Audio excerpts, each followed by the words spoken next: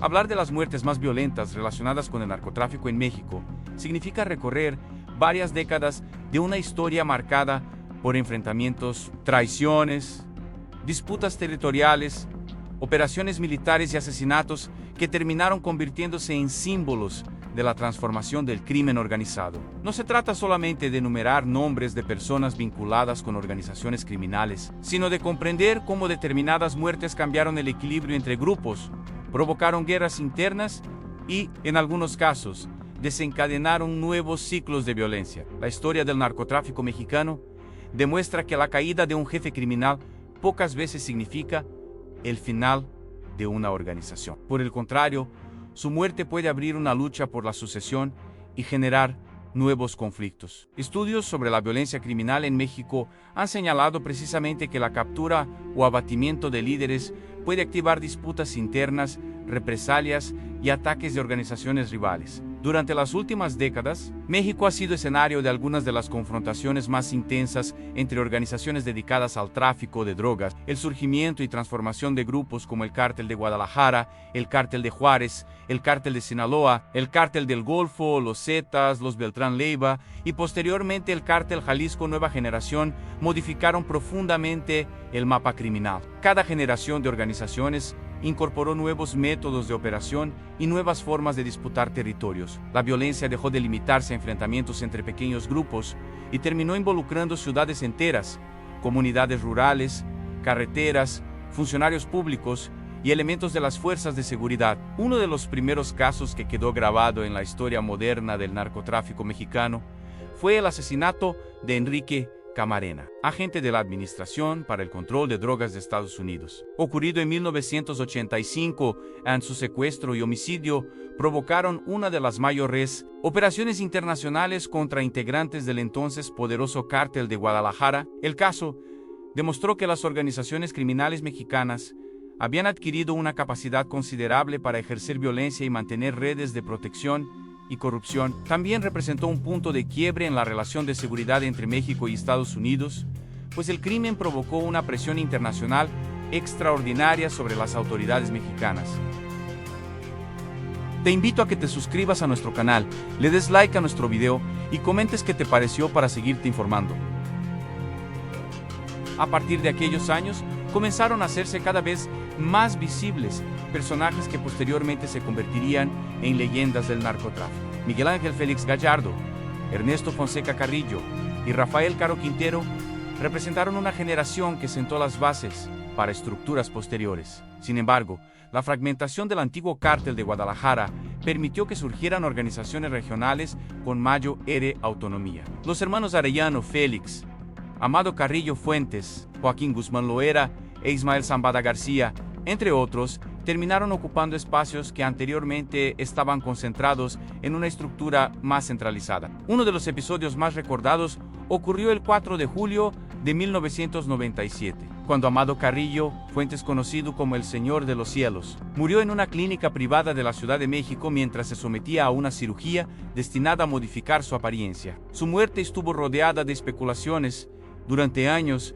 debido a la naturaleza de su actividad criminal y al hecho de que falleciera mientras intentaba cambiar físicamente su identidad. Carrillo Fuentes había construido una enorme organización alrededor del tráfico de cocaína y había desarrollado una infraestructura aérea que le dio el sobrenombre con el que pasó a la historia. La muerte de Amado Carrillo Fuentes fue especialmente significativa porque dejó un vacío de poder dentro del Cártel de Juárez. En el mundo criminal, un líder no representa únicamente a una persona, también concentra alianzas, dinero, rutas, operadores y acuerdos. Cuando desaparece, todos esos elementos deben redistribuirse. Por ello, la muerte de un capo puede ser el comienzo de una nueva etapa de enfrentamientos. El caso de Carrillo Fuentes es un ejemplo de cómo la desaparición de una figura central puede alterar completamente la estructura de una organización. Otro episodio que causó enorme impacto fue la muerte de Ramón Arellano Félix,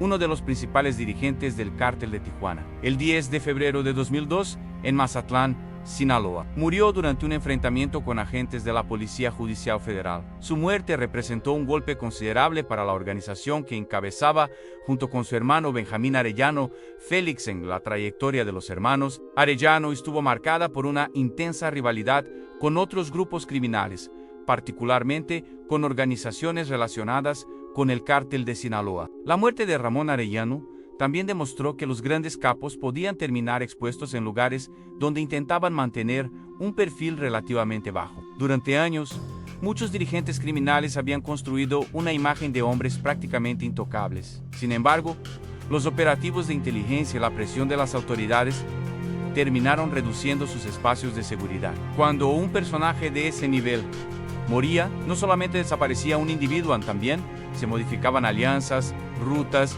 y equilibrios regionales. A comienzos del siglo XXI, México ingresó en una etapa todavía más compleja. La fragmentación de grandes organizaciones, el crecimiento del mercado de drogas y la disputa por territorios provocaron una escalada que alcanzó dimensiones nacionales. El conflicto entre grupos criminales comenzó a combinarse con enfrentamientos contra fuerzas federales. En distintos estados aparecieron organizaciones con estructuras cada vez más armadas, y los homicidios relacionados con el crimen organizado aumentaron de manera considerable. Uno de los nombres más conocidos de aquella etapa fue Osiel Cárdenas Guillén, líder del cártel del Golfo, aunque su historia terminó con una captura y posteriormente con su proceso judicial en Estados Unidos. Su trayectoria resulta fundamental para comprender el nacimiento de los Zetas como brazo armado del cártel del Golfo. La incorporación de exmilitares y personas con entrenamiento especializado elevó el nivel de capacidad armada de las organizaciones criminales. La violencia comenzó a adquirir características diferentes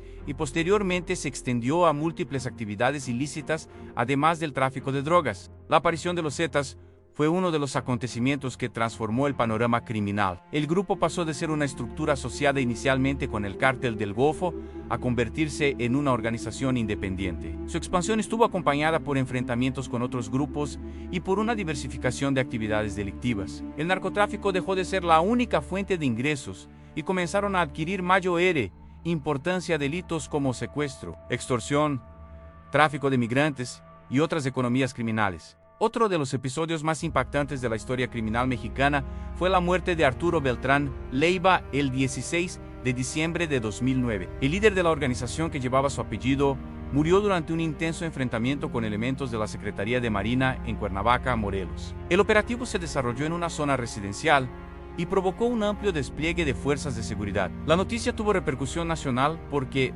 Beltrán Leiva era uno de los principales protagonistas del crimen organizado de aquella época. La muerte de Arturo Beltrán Leiva tuvo consecuencias que fueron mucho más allá del operativo. Su organización quedó fragmentada y distintos grupos comenzaron a disputar los territorios, rutas y estructuras que anteriormente respondían a su liderazgo. Este fenómeno es una constante en la historia del narcotráfico mexicano.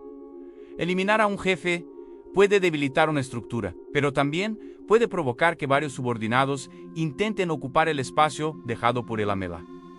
La violencia puede aumentar precisamente porque desaparece el mecanismo interno que mantenía unidos a diferentes sectores.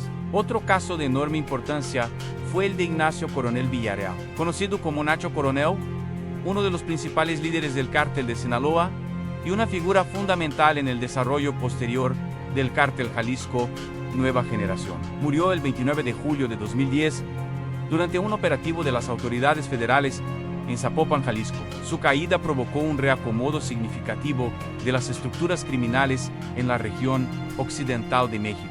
La muerte de Nacho Coronel es particularmente importante porque permite comprender cómo la eliminación de un dirigente puede tener efectos que duran muchos años. Tras su desaparición, diferentes actores buscaron controlar los espacios que habían pertenecido a su estructura. Con el paso del tiempo, en esa zona se consolidaron organizaciones que terminarían adquiriendo enorme relevancia nacional. La violencia criminal no funciona como una cadena donde todo termina cuando desaparece un jefe. Más bien, se parece a una red en la que los espacios vacíos rápidamente son ocupados. Uno de los episodios más dramáticos de la década ocurrió el 15 de julio de 2012, cuando Heriberto Lascano, líder de los Zetas, murió durante un enfrentamiento con elementos de la Marina en Progreso, Coahuila. Lo que ocurrió después convirtió su muerte en uno de los acontecimientos más extraños y polémicos de la historia reciente del narcotráfico. El cuerpo fue llevado a una funeraria, pero posteriormente un grupo armado irrumpió en el establecimiento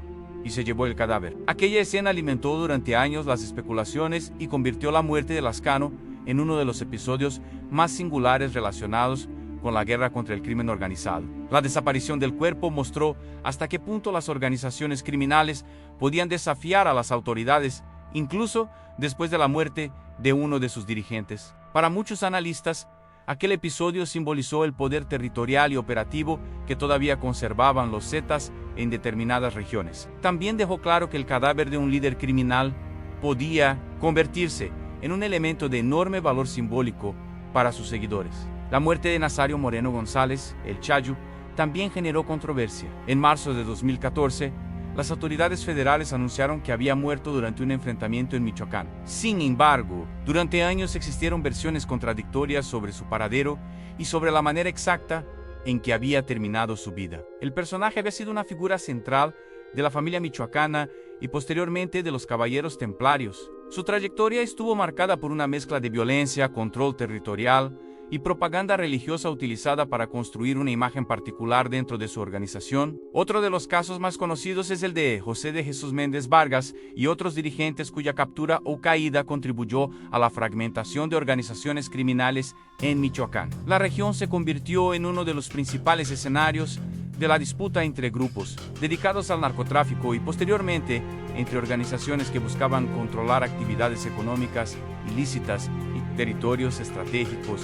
En años posteriores, el nombre de Nemesio Ceguera Cervantes, el Mencho, se convirtió en uno de los más importantes dentro del crimen organizado mexicano. Durante años fue identificado como fundador y líder del cártel Jalisco Nueva Generación. Su organización creció hasta convertirse en una de las estructuras criminales más relevantes del país. El CJNG protagonizó enfrentamientos con autoridades y organizaciones rivales y extendió su presencia a diferentes regiones. La muerte de El Mencho en febrero de 2026 representa uno de los acontecimientos más recientes y trascendentales de esta historia. Las autoridades mexicanas informaron que Oseguera murió después de resultar herido durante un operativo en Jalisco. Su fallecimiento provocó una reacción violenta atribuida al CJNG, con bloqueos y ataques en diferentes puntos del occidente del país. De acuerdo con reportes publicados posteriormente, la violencia desencadenada tras su caída dejó decenas de muertos y mostró la capacidad de la organización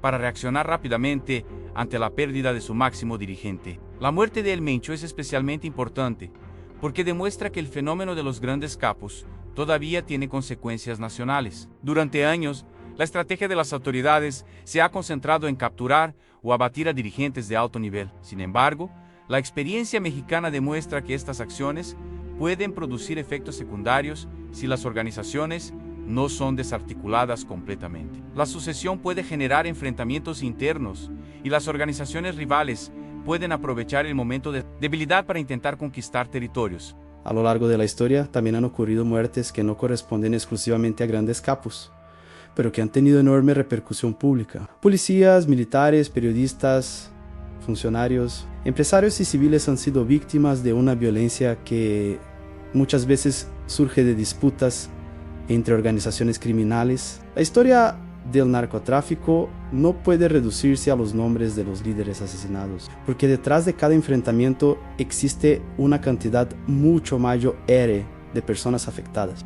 La violencia criminal también ha alcanzado a funcionarios públicos. El atentado contra Omar García Harfuch en junio de 2020, por ejemplo, mostró la capacidad de una organización criminal para intentar atacar a un alto funcionario de seguridad en plena Ciudad de México. Harfuch sobrevivió al ataque, pero varios integrantes de su equipo resultaron afectados y 3 personas murieron. El episodio fue considerado uno de los atentados más graves contra un funcionario de seguridad de alto nivel en la capital mexicana. Los asesinatos de periodistas también forman parte de este contexto. En diferentes estados, comunicadores que investigaban actividades criminales o cubrían conflictos locales fueron asesinados. Estos casos son especialmente preocupantes porque representan un ataque no solamente contra una persona, sino contra el derecho de una sociedad a conocer lo que ocurre en su territorio. Cuando el miedo impide informar, las organizaciones criminales pueden obtener un beneficio adicional: el silencio.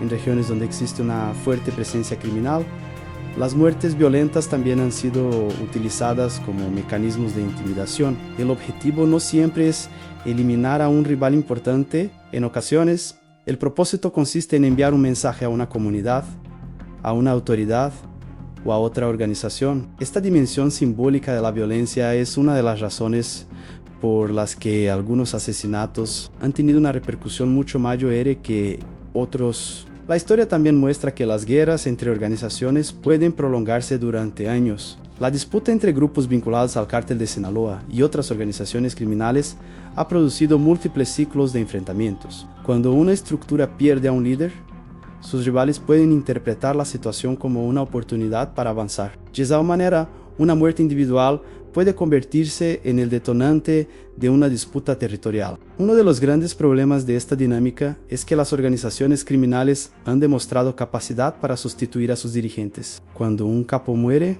otros integrantes pueden asumir sus funciones. Algunos son antiguos subordinados, otros pertenecen a familias vinculadas con la estructura, y algunos son líderes regionales que anteriormente tenían una posición secundaria. Por esa razón, la desaparición de un personaje importante no garantiza por sí misma el fin de la organización. En México existen numerosos ejemplos de organizaciones que sobrevivieron a la muerte o captura de sus principales dirigentes. Algunas se fragmentaron en grupos pequeños, mientras otras lograron reorganizarse bajo nuevos mandos. La fragmentación puede producir una situación todavía más compleja porque aparecen múltiples grupos que compiten por espacios más reducidos. La investigación académica sobre la violencia criminal ha señalado que la fragmentación de las organizaciones fue una característica importante de la evolución del crimen organizado mexicano después de los grandes golpes contra sus dirigentes. Por eso,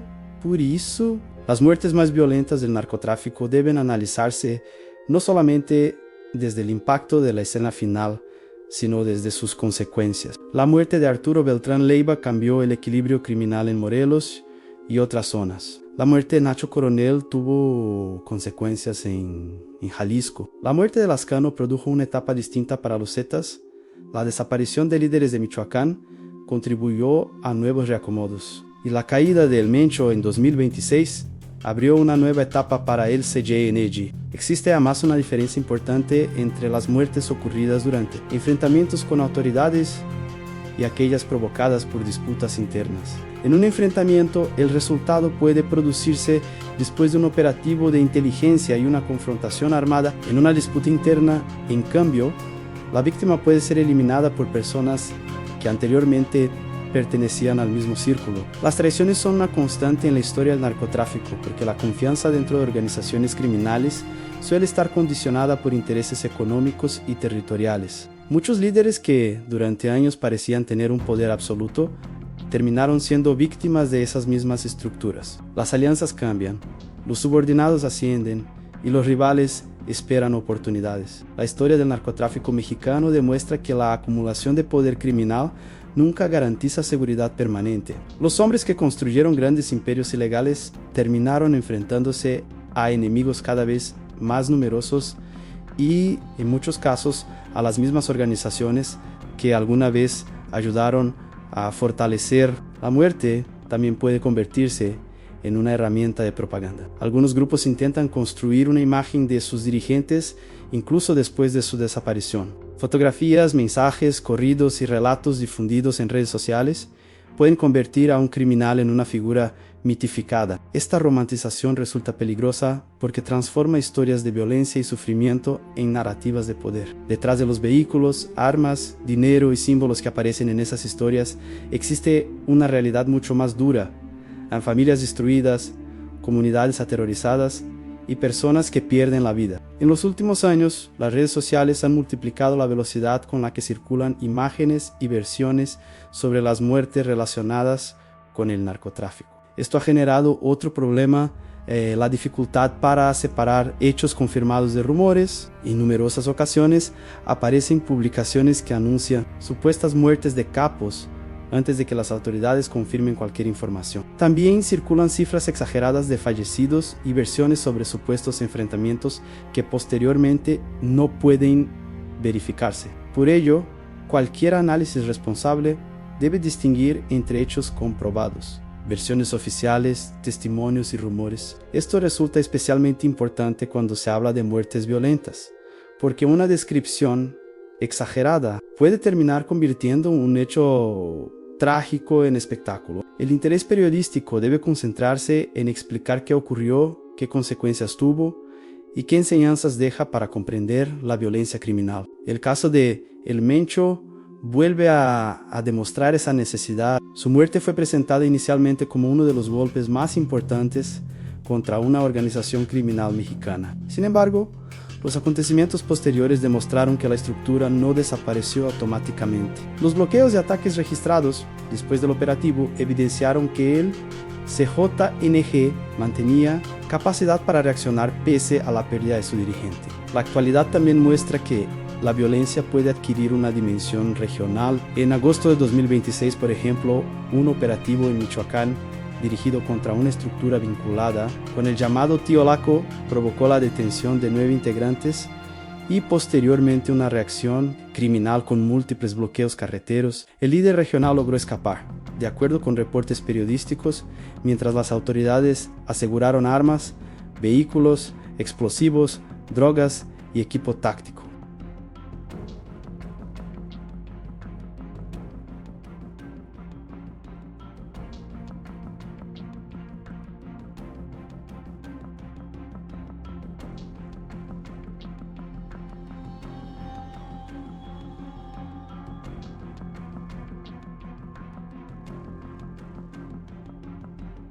Cuando se observa toda esta historia, queda claro que las muertes más violentas del narcotráfico mexicano no pueden comprenderse como episodios aislados. Cada una forma parte de una cadena de acontecimientos. La muerte de un líder puede provocar una sucesión.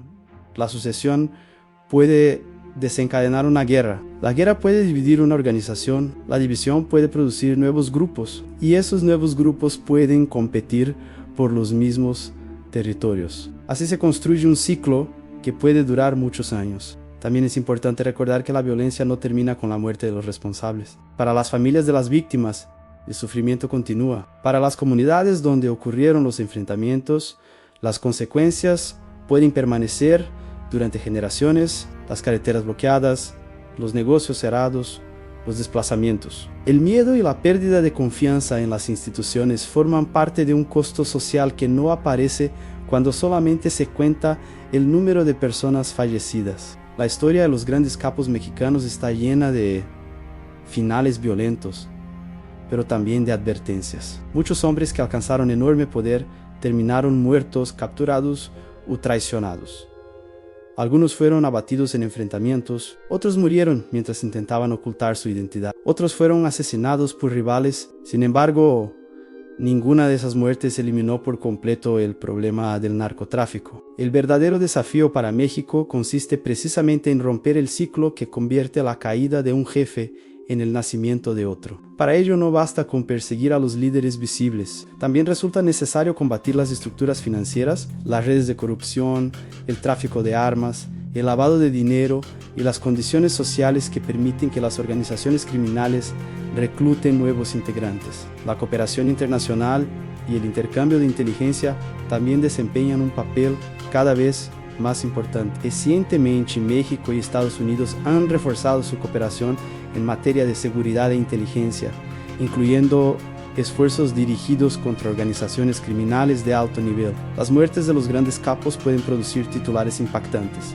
pero su verdadero significado se encuentra en lo que ocurre después. Cuando una organización pierde a su dirigente, la pregunta fundamental no debería ser solamente quién ocupará su lugar, sino qué sucederá con el territorio, las finanzas, las armas y las redes de protección que sostenían a esa estructura. La experiencia mexicana indica que los vacíos de poder rara vez permanecen vacíos durante mucho tiempo. Otros grupos intentan ocuparlos y los antiguos subordinados pueden convertirse en nuevos dirigentes. G. Esta forma una muerte que parece representar el final de una organización puede convertirse en el principio de una etapa todavía más violenta. Por eso, recordar las muertes más violentas relacionadas con el narcotráfico mexicano debe servir también para entender el precio humano de décadas de confrontación. No son solamente historias de capos, operativos y enfrentamientos, son capítulos de una crisis que ha afectado a comunidades enteras. Los nombres de Amado Carrillo Fuentes,